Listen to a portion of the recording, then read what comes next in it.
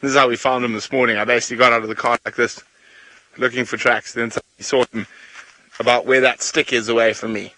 So, 2 meters from me this morning.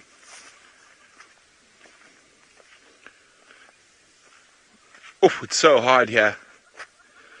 I was hoping to see just some slight scuff in the softer sand here.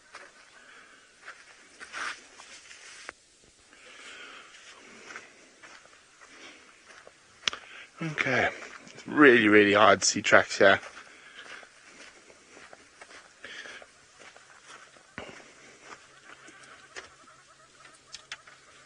It's always a good time of the afternoon to listen.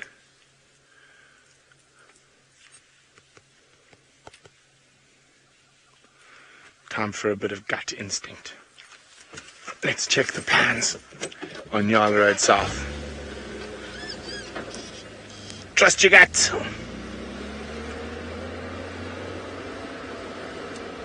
Just got a sneaky suspicion he might have gone that way.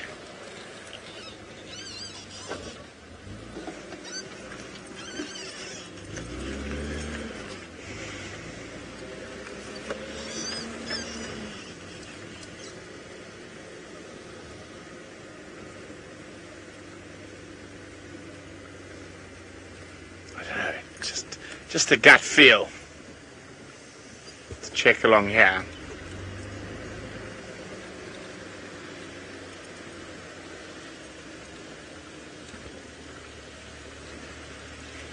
Now the nice thing about having bushwalk on foot close by,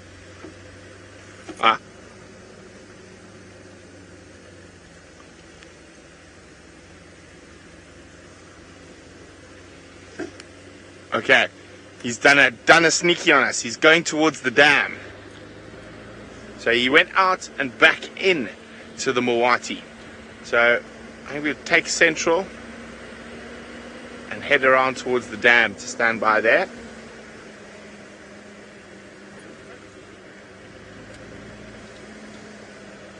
But we know Hukamuri can change his direction at any time.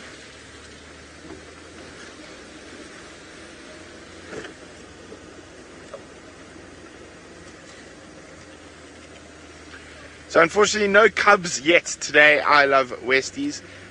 There's a bit of a debate in the team going on at the moment about Kalamba. Tundi's behavior is suggesting that cub might be dead. But Taylor had cub tracks 2 days ago. So we're not actually sure what's happening. And of course then all this rain came down and has made tracking and moving through certain areas very difficult. So unfortunately no update just yet on any cubs. Well, the lions and Nkomas are actually quite far south of their normal range. They are on the Londolozi boundary, and sticks are in Malamala, and it sounds like this. I thought I heard the evokers coming in this morning. They found tracks of the evokers up on the Buffelshoek Manuleti boundary, so they could be making an appearance tomorrow morning. In the meantime, it sounds like Steve has made his way towards Chitwa Dam. Let's go see how the lovely evening is setting at Chitwa. Thank you, Brent. Yes, indeed, we have just arrived at Chitwa. We're only a few minutes away from the dam, but we could not bypass this beautiful picture of the African sun setting in the west and the small pan in the foreground. And so often Sana and Tingana are found just lying up around this water point, and you can see how full it is after last night's rain. No problem, Fergie. Fergie zoomed in on the sun, which is obviously the most beautiful part about it, but you might have seen initially how beautifully full the pan itself was. I wasn't looking at my monitor at the time. I was scanning the bushes to see if there was a spotted cat lying nearby in wait. Beautiful. Just have a moment to ourselves, shall we?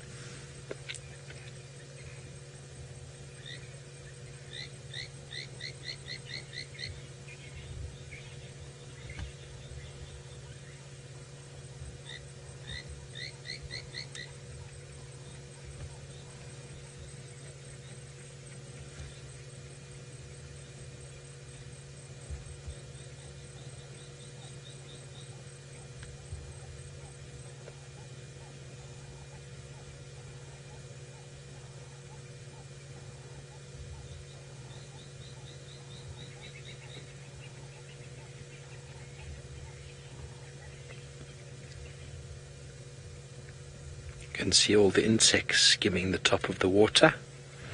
You can't really see them, you just see the ripples that they make. As Ferg pans out again to watch that beautiful sunset. Isn't that a picture? I love the cloud in the right of the screen there. Well done, Ferg. This is our office, ladies and gentlemen. The door is always open.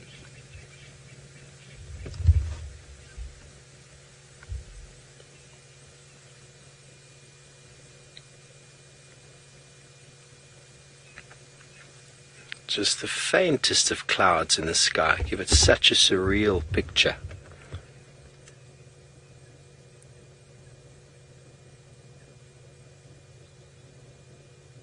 Wisps, lifeless.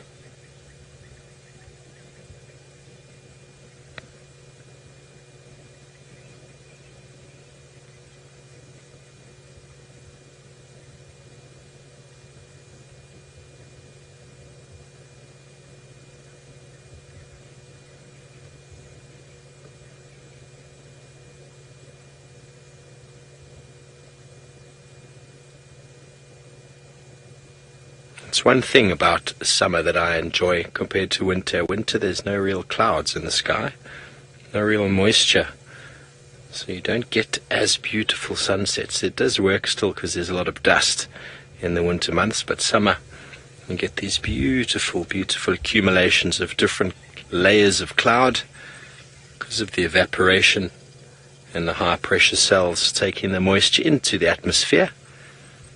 As most of you probably know by now, our summer months are our wet months. That's when we get our rainfall, and that is one of the driving forces behind what the savanna biome itself is. Relatively low summer rainfall with dry and not very cold winters. Never gets below zero, so we have no frost. But that is a beautiful picture, Ferg. Thank you. I have no doubt there'll be some screenshots of that. Okay, so here we are. We're at Chitwa. We're going to quickly mosey on down to the favorite watering hole of most and see what is happening down there. No doubt we'll find a hippo or two and maybe some elephants, because it's been too long since we've seen Ellie's, has it not, Ferg? Been a few weeks for me. I was on leave though for 10 days. The tracks I found of elephants all seem to be going in the opposite direction.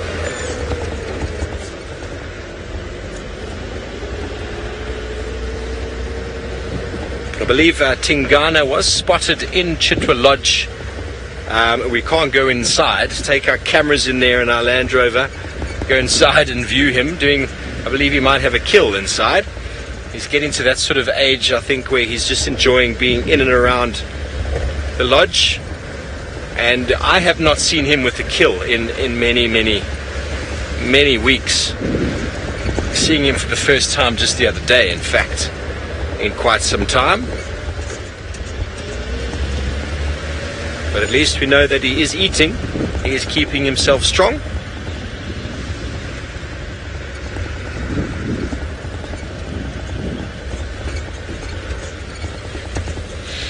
All I can smell in the air is that musky smell of waterbuck. So not the nicest of smells, but it is a smell indeed.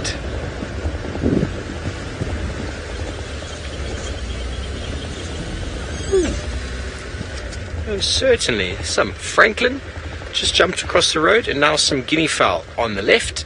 We are going to be joined by a school shortly, ladies and gentlemen. We're going to be coming in for our final 45 minutes of the show, and while we prepare for that, let's go over to Brent Leo Smith and see how he's doing with his tracks. Well, hello and a big welcome to Easton Elementary School. Nice to have you guys here. And I believe you're studying animals. Isn't that exciting? My name is Brent, and on camera with me today I have my good friend Senzo, and we are going to show you as many animals as possible.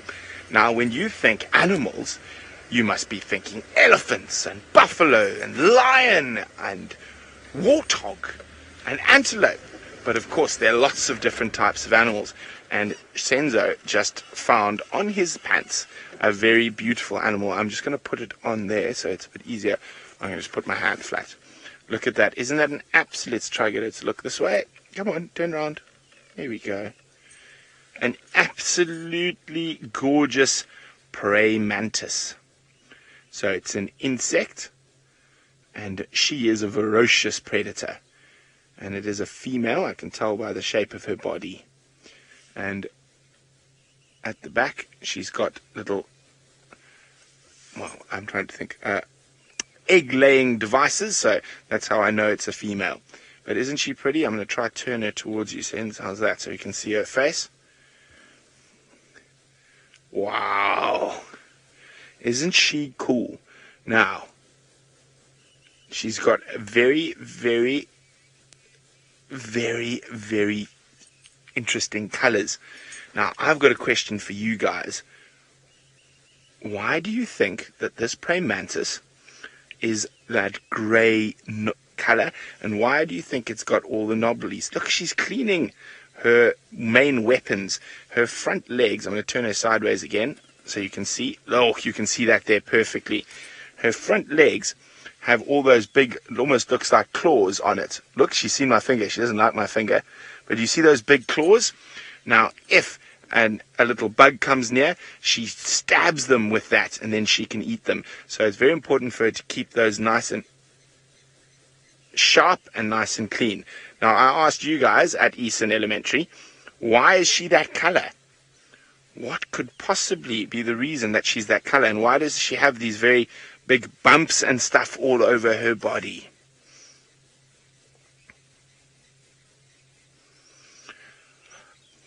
Wow. You guys must be a really smart school, because that is a great question, Annie.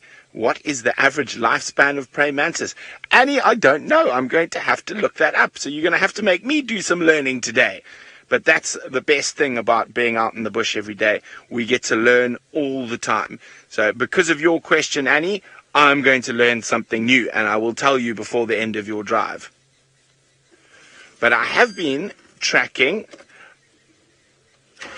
a male leopard today, and I think he's going to pop out somewhere around here.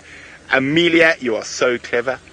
Indeed, Amelia, it is camouflage. Now, I'm going to show you how good this camouflage is, because we're going to go put our praying mantis friend somewhere where she's going to be safe and well camouflaged. So she's camouflaged because birds would like to eat her. So let's find a good spot to put, what should we call her?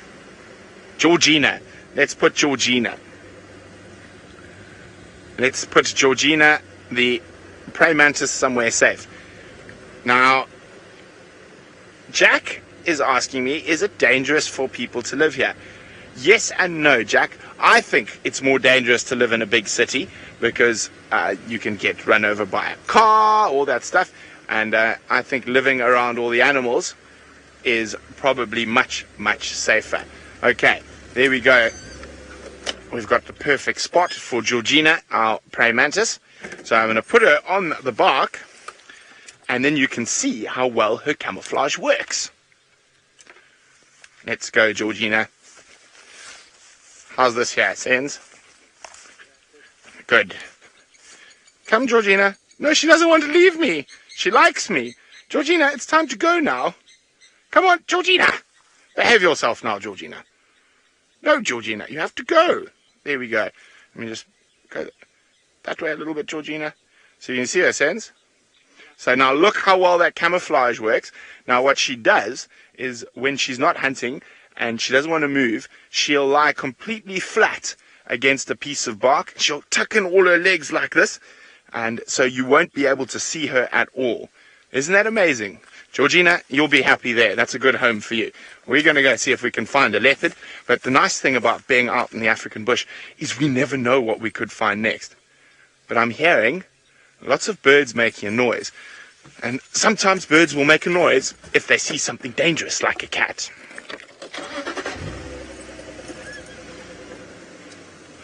Ooh. That's another excellent question from Noah. Noah would like to know, how do I know what kind of animal I'm following based on the footprint? Well, Noah, like anything, you almost have to go to school for it. So I've been lucky. I've been living in the African bush almost my whole life since I was smaller than you.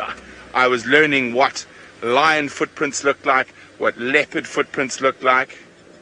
So it's basically, put it that way, I'm better at doing animal footprints than maths, because I've been looking at animal footprints longer than I've been doing maths. Okay, now I'm going to go look and see if I can find this leopard. He's somewhere around here, but leopards are quite hard to find.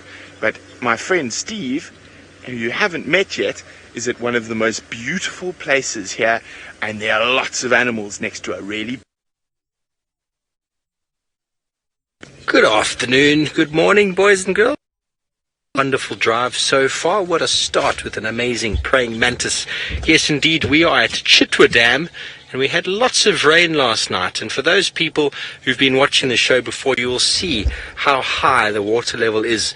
And on the other side there is one of the amazing safari lodges called Chitwa Lodge, and we're fortunate enough to come and visit them. My name is Steve Falconbridge. Welcome to the show. I'm joined by Fergus on camera. He's doing all the hard work behind there. We are at Chitwa Dam, and in the dam we have got some hippos. I believe you're interested in mammals and animals, and there is a nice big hippo bull doing his thing. Look at that. Oh, he would have swallowed somebody whole right there. That was an enormous mouth. Did you see that? Incredible. So there's a nice pod of hippos swimming in the water. Oh my word, Cameron would like to know if there is anything dangerous in the pond. Well, Cameron, you're looking at the hippo right now, and the hippo is responsible for killing more people in Africa than any other animal. Isn't that incredible? Now, you might wonder why that is so. Well, first of all, there is a little youngster doing the same thing. First of all, hippos, they spend the daytime in the water, and then they come out of the water to walk quite far to feed on grass. They're not meat eaters, they feed on grass, but they feel very comfortable in the water. When they're out the water, they feel a little bit uncomfortable, and so they can be a little bit aggressive. Now, if you are coming down, we live in rural Africa, lots and lots of people in Africa still have to walk very far to get their water for washing, for cooking, for cleaning, for drinking. They're not as fortunate as most people to have running water in a tap. And so there are very nice pathways to and from the water's edge, and those pathways are actually made by hippos. And so what is happening is you have people walking up and down these pathways, living quite close to the hippos themselves, who essentially just get run over by the hippo when the hippo tries to get back into the water. So that's why, one of the reasons why they kill a lot of people. Another reason is there's a lot of people fishing in rural Africa, and hippos can be quite territorial, and the big bulls will actually push people out of their boat, and one bite from a hippo will be the end of you.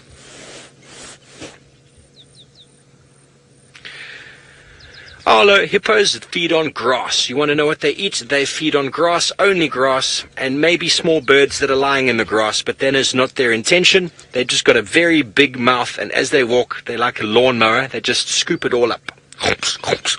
As they walk, they're not very selective, and they are a very, very big animal. They can weigh probably close to 7,000 pounds, a big male.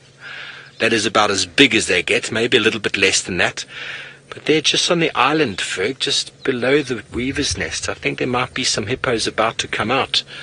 Just went left of that island in the foreground. I wonder if they'll come out.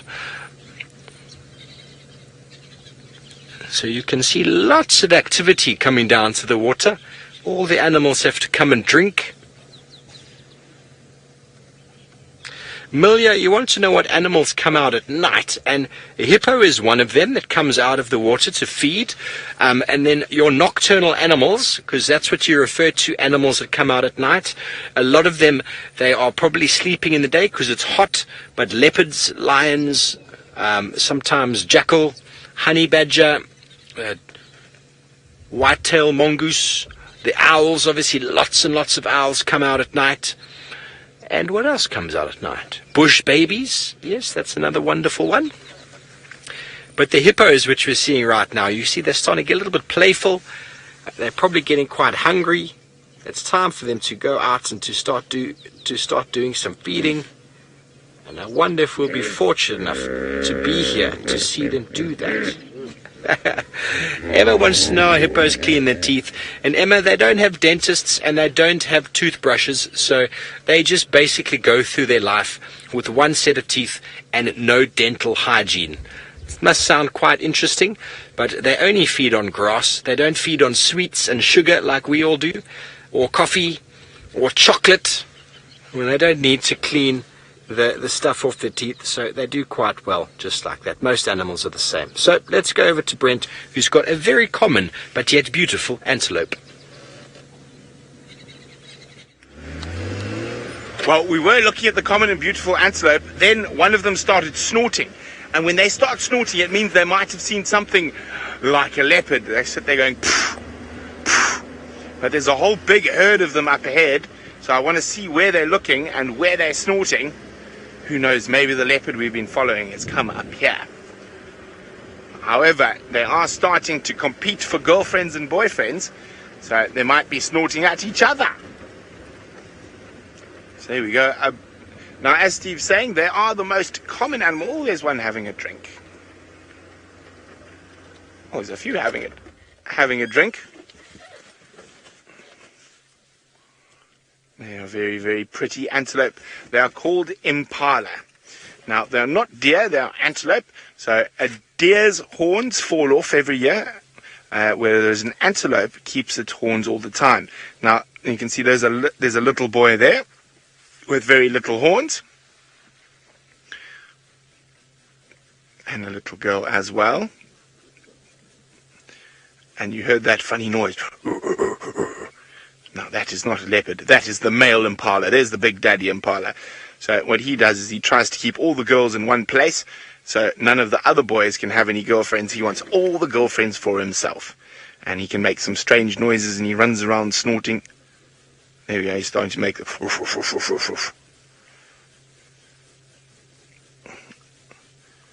Now, there's probably about 70 or 80 impala in this big group. Aren't they beautiful? Now, they are very, very fast. And they can jump very high as well. But they are one of a leopard's favorite foods. Now, they have to be fast and they have to be very, very careful because lots of different animals will eat them. Lions, leopards, hyenas, wild dogs, cheetah, all eat impala.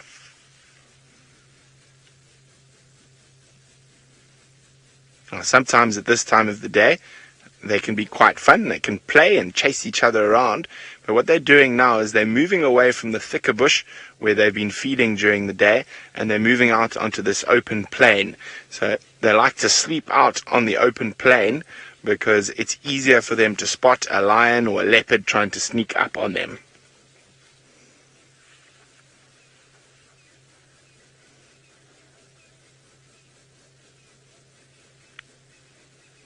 Very pretty. Let's have a look at the little boy drinking, Sensor. Oh, look at that. Isn't that just too pretty? A little evening drink before going to bed. Well, you've met Steve and you've met me, but you haven't met the last person who's taking you on your safari, Taylor. Hello, all of you from Eastern Elementary. It's so great to have you on the safari, but I'm not in a vehicle. I am out on my feet, walking around in the bush. Can you believe it? My name is Taylor, and on camera with me today is Craig. And then I have to point out someone very important. Look who's that all the way down there. That's Herbie.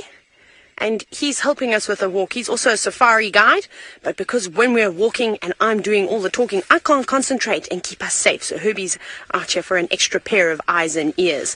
And so, one of the cool things about going on a bushwalk is that you get to learn about all the smaller things. When you're in a car, you can see elephants nice and close, and lions and leopards and hippos and all those cool things. But you don't always get to see the small things. So this is one of my favorite trees in the whole wide world. It's called a guarri tree. And you get lots of different types of guarri trees. Some of them have even got some delicious fruit on them at the moment, which is really, really nice. So if you want to know anything about any of the plants, you can ask me. You can just ask your teachers. And I wish this one actually had some fruit, because I know I would show you how delicious they are. But they make your tongue purple, though. Now, Jordan, this is one of the very many trees that grow in this area. So it's the guarri tree, like I said, which is my favorite. And I'll show you another one now, which is this one over here. Can you see this one? This one has lots of thorns on it, though.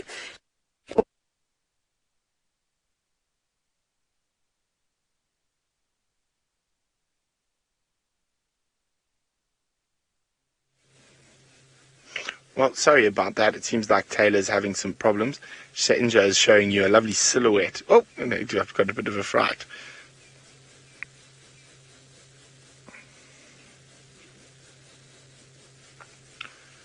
Isn't this beautiful? So there's lots of them coming through, having a drink, moving on, all heading out towards the open area where they're going to be a bit more safe at night. There we go, Senzo. Your reflection is back. Isn't that pretty?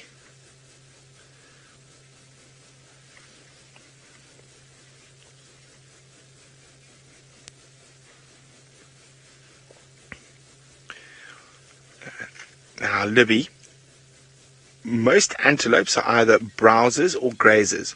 A grazer eats grass and a browser eats leaves. However, impala, which we're looking at the moment, are what we call generalists. So they eat grass when it's available, but they can also eat leaves when it's available. So they are able to take advantage of both the grass and the leaves when they need to.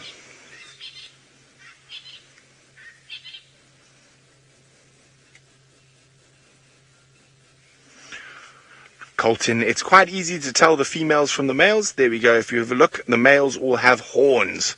There we go. And the females don't.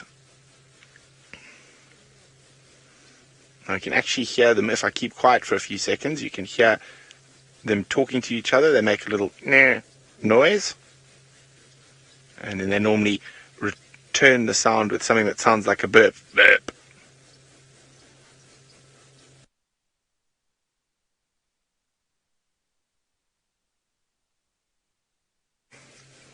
So pretty.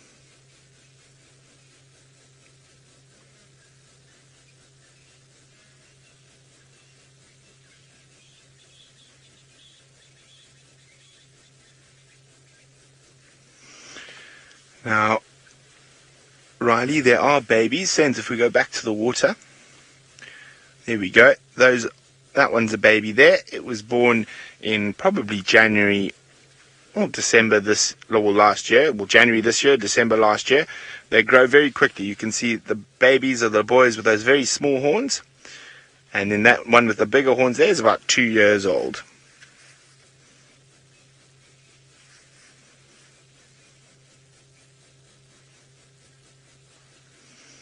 Now, I'm going to sit here a bit longer in case the leopard decides to come looking for dinner. While we do that, Steve's still sitting at that beautiful waterhole. Yes, and look, we've got a big hippo. See what it's doing with its tail? It's quite gross, boys and girls, but it's actually defecating right now.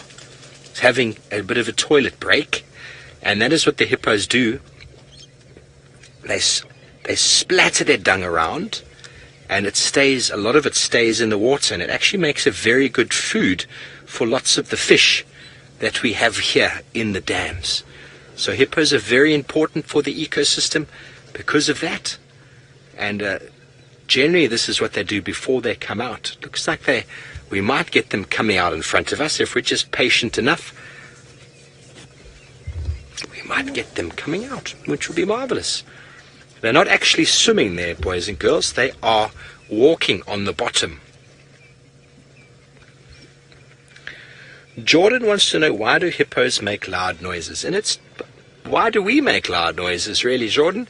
It's their way of communicating, their way of sort of keeping in touch with all the other hippos. They start shouting, and I'm sure we will hear them shouting again now. They do very loud.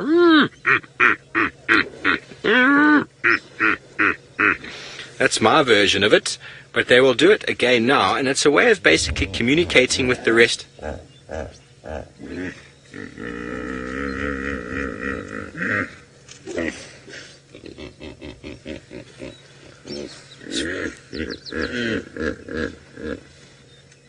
That's very funny, isn't it?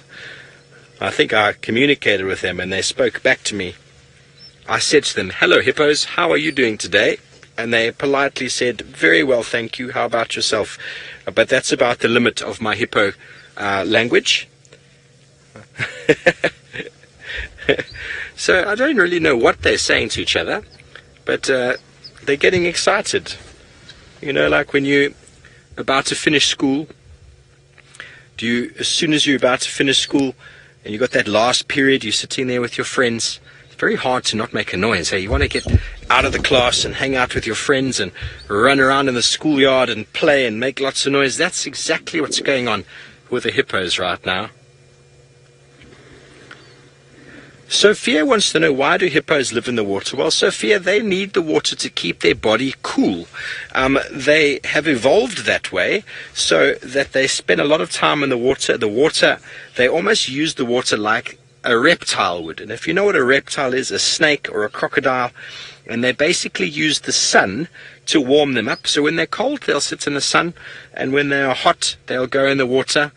And so they basically save a lot of energy by doing it that way. If they didn't use the water, they'd have to eat a lot more food than they do. For example, a white rhino is almost the same size as a hippo, and they feed on 3 times more food than the hippo feeds on. So that is because the hippo spends a lot of time in water. It doesn't need the extra energy, because we use food to keep ourselves warm. They don't need that, so they use the water and the sun to regulate the temperature. So it's a very good adaptation, but when the water dries out, the hippos really, really struggle. And if there's no water, the hippos will not survive. They need to be able to cover their bodies completely, or they will dehydrate and overheat.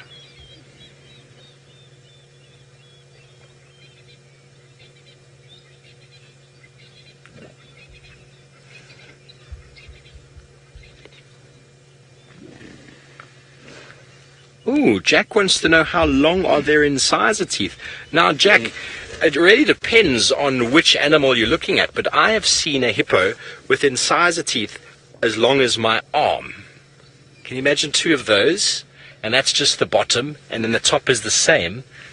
Can you imagine your body getting in the middle of that? It wouldn't do very nicely for you. No.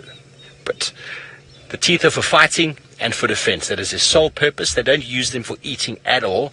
And as the incisors move together like this, they actually sharpen themselves constantly. And that's what makes them such a dangerous weapon.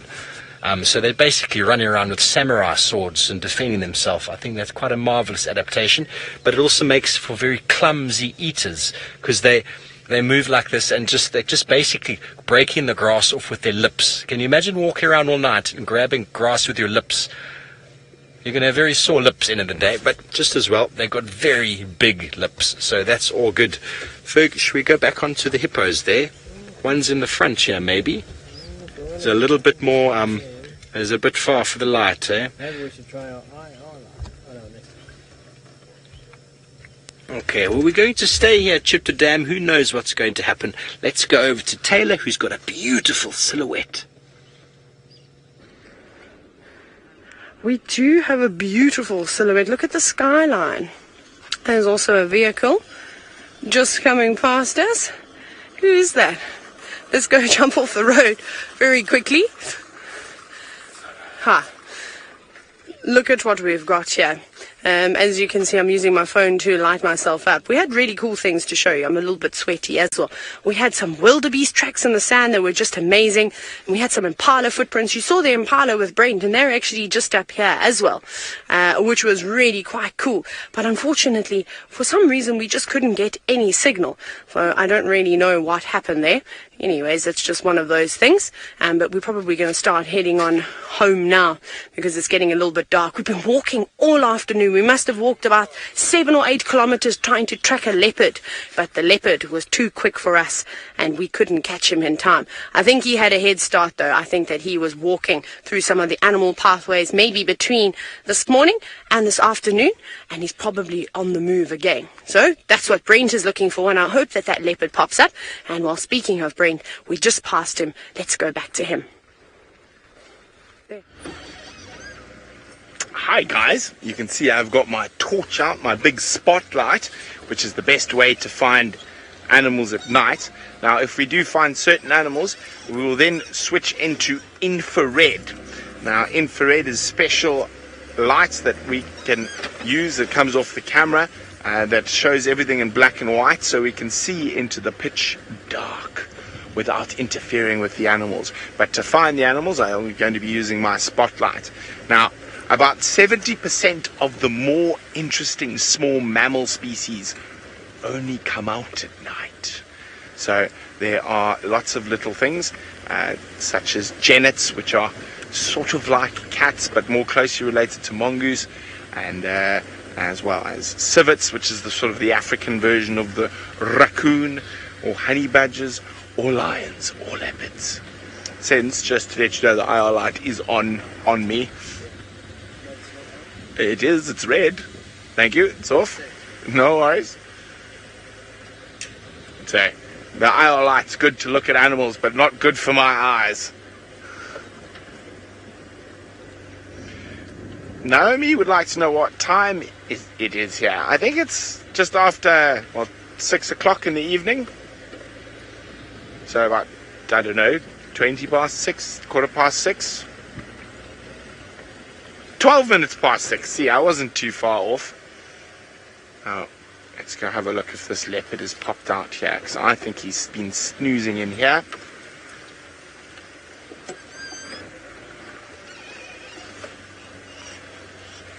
Ario, yes they do. Leopards do eat fish, but very rarely. When they find catfish that are stuck in a drying waterhole, they will eat them.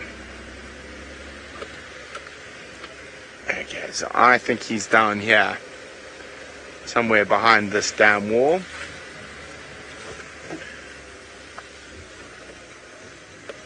Oh, we found something. What was that? I saw eyes. So the spotlight lets the eyes shine so I can see what animal it is. That looked like an interesting animal, so let's just see what it is quickly. Could have been a little genet or a bush baby even.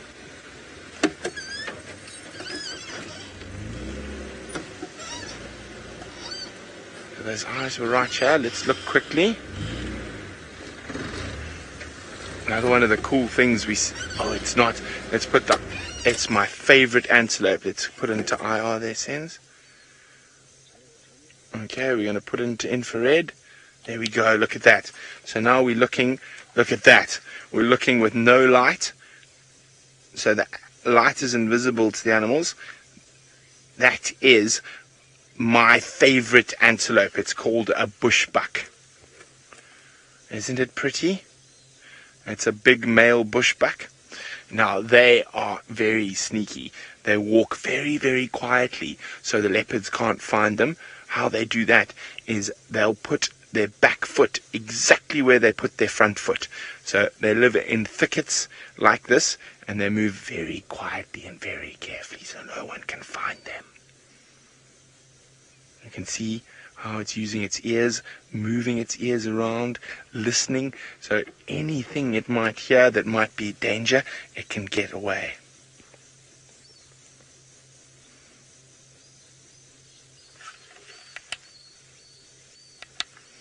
Okay, well, we're going to let this little bushbuck keep hiding in its thickets and see where else we can go. Now I'm going to ask Senzo to turn off the infrared light in a second so you can see what's happening there. Now look at that. Into the darkness the bushbuck goes. Amelia, my favorite animal is the African wild dog. Is my favorite animal. It is the most exciting animal to watch for me, to watch them hunt and move. They are my favorite animal. They're also very endangered. Only about 4,500 left in the whole world. Okay, I'm going to keep looking for this leopard. Let's go see what Steve's doing all the way back at Chitwa Dam. Yes, thank you, Brent. We are looking at a planet, and that is the first planet visible in the sky. It's known as the evening star. It is in fact a planet, is the brightest one, called Venus. How gorgeous is that?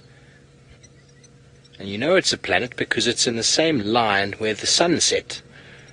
The sun just set there below on the horizon, and look at this beautiful shot of that dead tree as Fergus pans closer. We'll see there are some animals in the foreground, and now we are going to switch to infrared so that we can see these animals. Look at that. That is how a leopard and a lion can see. There is no light, ladies and gentlemen, boys and girls, on those impala.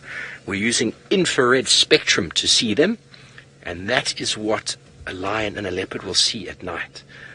You saw before when you looked, you couldn't see them at all. It's a group of male impala. You can see that by the horns on the head, and they are feeding. And notice how far away from each other they are, because they want to fight all the time.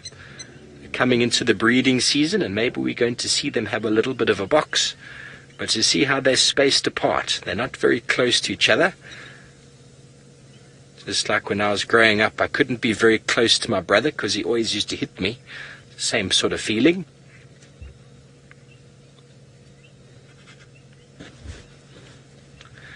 Owen wants to know how hot it gets in the summer and how cold in the winter. Now, I'm going to have to work this out for you in Fahrenheit, but in the summer, we can get up to 45 plus degrees Celsius. So if I double that, 90, that's about 110, 115, maybe close to 120 degrees Fahrenheit. That's very hot. Maybe 115, somewhere around there. And in winter, how cold does it get? To as low as about 2-3 degrees Celsius. So I'm really struggling to work out the very low, really struggling to work out the lowest form of the Fahrenheit on the cold spectrum. But it doesn't freeze. We don't get frost here, so we don't get to zero. We get to just above, a couple degrees above zero, so we don't get any frost, so it's not very cold. Not like a lot of countries in the northern hemisphere that get snow. We do get some snow in the mountains in winter, and it feels very cold, but it's nowhere near as cold as places like Canada or North America or Europe can get. Apologies for the aerial there. You can see all the insects that are flocking to the vehicle. There is even a, what is that? Is that a grasshopper? It's a grasshopper climbing up on the aerial. He thinks it is a piece of grass, but it is not. It is my radio antenna, and we have now adorned it with a beautiful grasshopper. He is feeling quite chuffed with himself. He's as high as he's ever been.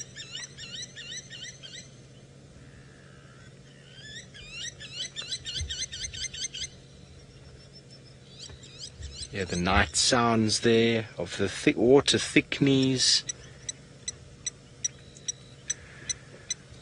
Laura wants to know if we have owls in South Africa. Yes, we do. We've got a number of owl species here. We've got the giant eagle owl. I can show you in my book. If you give me a moment to find the page, Ferg will just keep his camera on these animals. We've got some waterbuck just in front on the right here, Ferg. There's a youngster just in front of me.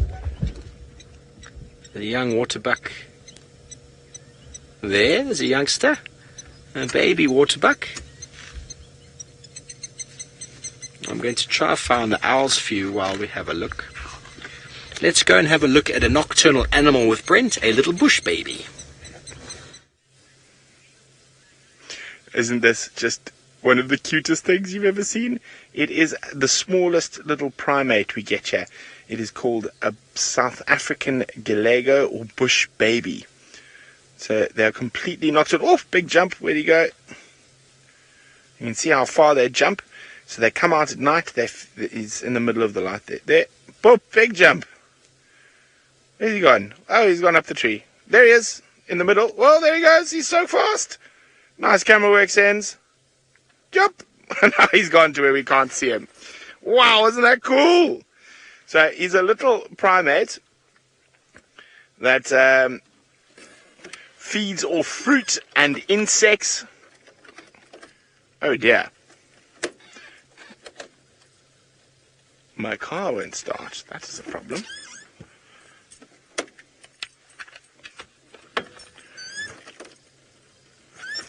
Oh dear. I'm stuck out in the bush at night. It's a good thing I know what to do.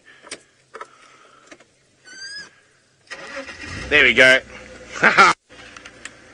A magic. I fixed it like that. No, I think it's just a little loose connection. Okay, I'm going to see what other cool nocturnal creatures I can find. While we do that, let's go back. There's an owl. Where's Senz? Senzo spotted an owl. Wow, this... Laura just asked if we had owls. Where we're looking. Is he gone? Oh no. The owl is... He's somewhere there. Some of our owls...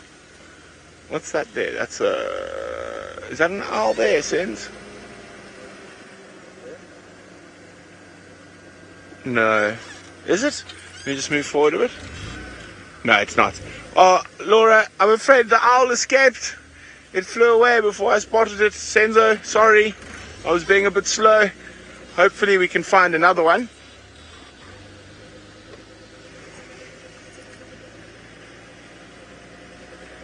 But while we try to find some more nocturnal creatures, Steve's got a big antelope called a waterbuck. Yes, we do, boys and girls. Before you saw the baby, and there now you have Mum, and the comparison. Ooh, and there's the impala walking past. And there's two more babies. They have little family units. And I don't know what they're eating there. They should be primarily feeding on milk at this sort of age. They're very young. But they're starting to get a little bit of leaf and grass in their diet, because they feed on grass just like the hippo. But you see their mouth is much smaller. And there's another impala. The impala wants to steal the show, it seems. And so their mouth is much smaller, so they can be a little bit more selective in their grazing. But as the name waterbuck implies, they are often found very close to water. They need lots and lots of water in their diet, and they feed on lots of grass. Now, when I was growing up, my mother explained to me about the waterbuck, and you see that white ring on the bottom? So I know I've told this story before, but for the benefit of you boys and girls, you might not have heard it before. They said the waterbuck was the first antelope or the first animal onto Noah's Ark, and they were the first ones to sit on the painted toilet seat. So that's why they've got the white ring on their bum. Isn't that a marvelous story?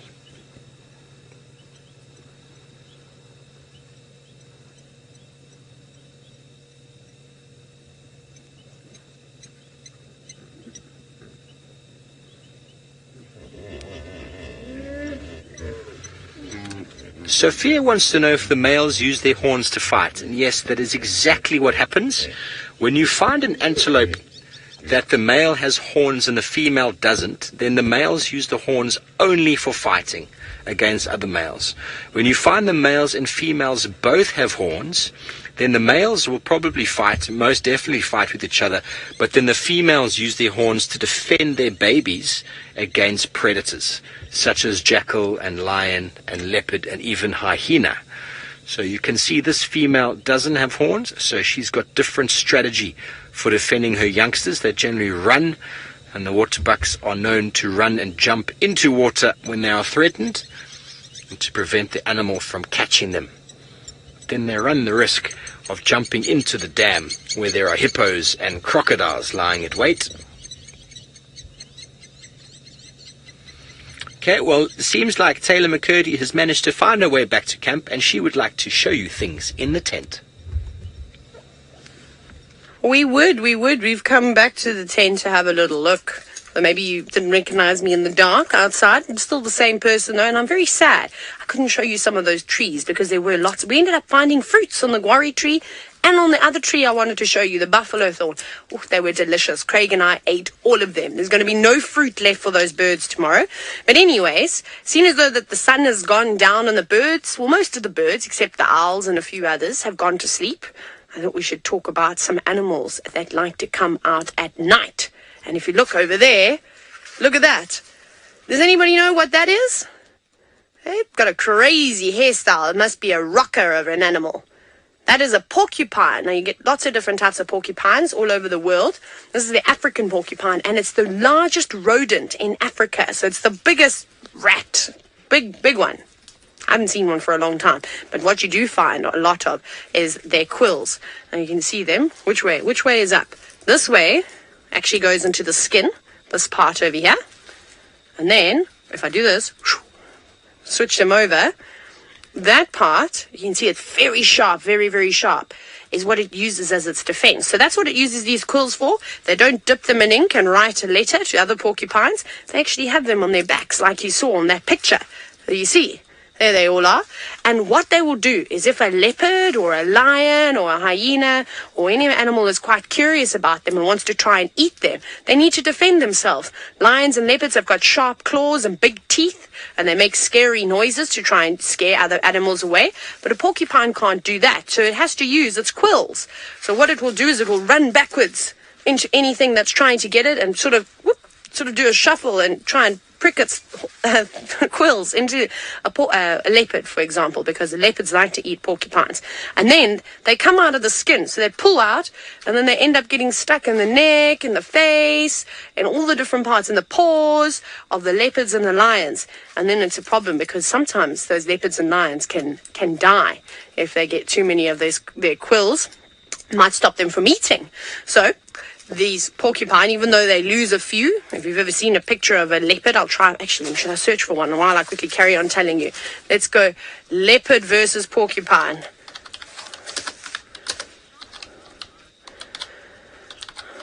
Amazing. Let's quickly do this. How quick is the internet? Let's go images. Look at that. Look at that leopard. It's taking a little time to load. It's trying to catch that porcupine. And you see it's going to get quills stuck in it, which is very dangerous. So, Jordan, you've asked this evening, how strong are these quills? Shall we sacrifice one? Because we do find lots I can replace them. So it's made of keratin. So basically very similar stuff to what our nail is made up of, and even your hair. I actually put a lot of force in that to try and break it. Look at that. So they're not completely hollow. Very cool, eh? Very, very cool. Now, before I say goodbye to all of you, I just want to mention to our regular viewers very quickly that remember we are still doing a Dive Live, and if you would like to help with the Kickstarter campaign, you can head to divelive.wildearth.tv, and if you'd like to watch it, remember you can also go to the Dive Live Facebook page. Anyways, back to all our wonderful children that are watching today. So they will grow these back. Can you believe that? Even though they'll lose one or two or three or four, or sometimes quite a few more than that, they can actually replace these and just grow them back again, which is amazing. We might actually try and have a look at that under the microscope at some point. But it's been a wonderful safari, hasn't it? I hope that you've all learned lots. You got to see lots of different animals. We will get to see the leopard the next time you join us. I'm going to make you a promise, or maybe even a lion, or if we're really lucky, maybe that porcupine running through the grass. Anyways, it's time for us to say goodnight to all of you, and I hope you enjoy the rest of school. For the rest of the viewers, we'll see you tomorrow morning.